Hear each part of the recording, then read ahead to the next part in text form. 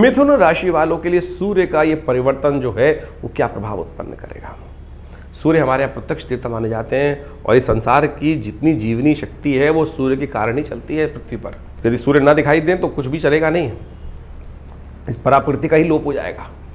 मूल केंद्र बिंदु सूर्य माने जाते हैं और मिथुन राशि के स्वामी जो हैं वो बुध महाराज हैं। इस वक्त ग्रहों की युति के अनुसार से देखें, पिछले 1-1.5 महीने से जो ग्रहों की युति चल रही है, कभी 5 ग्रह एक साथ, कभी 6 ग्रह एक साथ, और ये युति लगातार बढ़ी जा रही है। इस वक्त सूर्य परिवर्तन कर जो 13 अप्रैल को एक विशेष योग बनाने जा रहे हैं, सूर्य उच्च के होने जा रहे हैं। दशम भाव के अंदर क्या उठा, दशम भाव कर्म का भाव है, दशम भाव सफलता का भाव है, और वहाँ देखें क्या ग्रहों की स्थिति थी इससे पहले।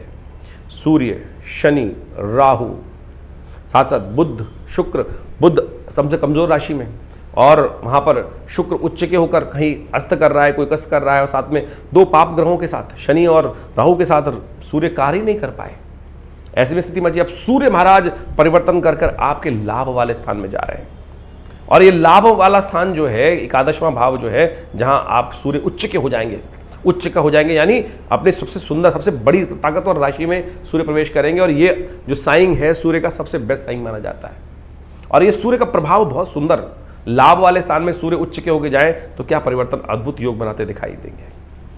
ऐसे में सूर्य को आप समझ लेना चाहिए, सूर्य आपके शौर्य को उत्पन्न करेंगे, लाभ के अद्भुत योग बनाएंगे, लेकिन थोड़ी लकूने साथ में जुड़े हुए हैं। सूर्य तो अपने आप में ताकत में हो रहे हैं, लेकिन बाकी सब ग्रह सोचे, जिस राशि में सूर्य जा रहे हैं वो राशि के स्वामी मंगल आपके धन वाले भाव में बैठे हैं और सबसे कमजोर अवस्था में बैठे हैं।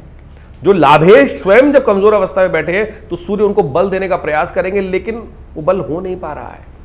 ऐसे में कुछ खास बातों का ध्यान रखना पड़ेगा। सूर्य 11वें भाव में जाने के बाद क्या करते हैं, कई बार संतान को कष्ट देने के योग बना देते हैं, और आमतौर पर देखा जाता है ऐसे में आपको शुभ कार्यों में प्रवृत्त होने का प्रयास करना चाहिए। सूर्य देवता है, सूर्य राजा है, और ऐसे में इस वर्ष के राजा भी सूर्य हैं और मंत्री पद भी सूर्य के पास है। बस ये एरोगेंसी कष्ट देने वाली है।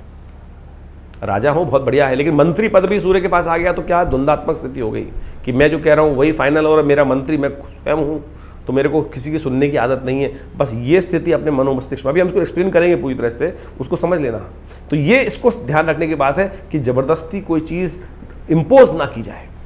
इस वक्त विश्व में आप देखें सूर्य का वो प्रभाव शुरू हो चुका है एक तरह से, और वो स्थितियां मचनी शुरू हो गई हैं विश्व में। सूर्य के पदार्पण करने से पहले ही ये स्थिति पूरे विश्व में भयावह स्थिति होनी शुरू हो गई है। ऐसे में बहुत जल्दी सूर्य के नेगेटिव प्रभाव को ठीक करने के लिए आपको उपाय करने पड़ेंगे, नहीं तो सूर्य कष्ट दे देगा।